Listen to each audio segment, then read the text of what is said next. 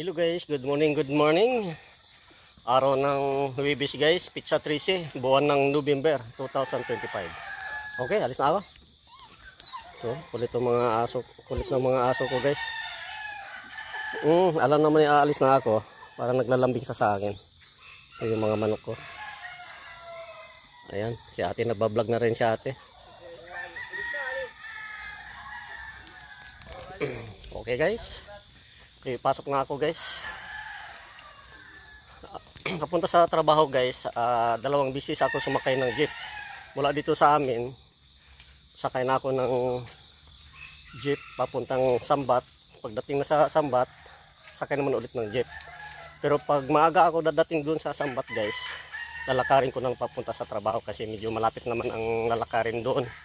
Nasa 24 minutes to 25 minutes guys. Pag dito naman kasi ang layo. 25 pesos ang pamasahe mula dito sa amin hanggang doon sa may Sambat. Tapos sakay na naman ulit. Guys. Alas 5:55 na guys.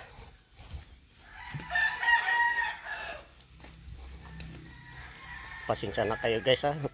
Ganito pa rin yung binablog ko. Kasi wala naman akong ibang i-content kundi ito lang lagi. Pag galing ako sa trabaho, ito lang lagi kong naibablog. Kayo na lang magpasensya guys. Malapit naman dito ang kasada guys. Dito sa galing sa amin. Sa 1 minuto mahigit. Dito na ako sa karsada guys.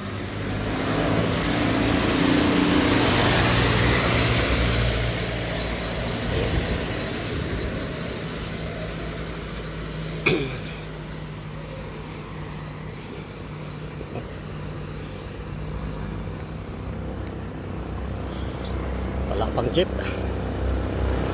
Kahapon, maaga ako sumakay kahapon guys. Alas 5:55. Nakasakay na ko agad. Ngayon wala pang jeep eh. Okay guys, i-update ko na lang kayo guys. Bye bye guys, bye bye.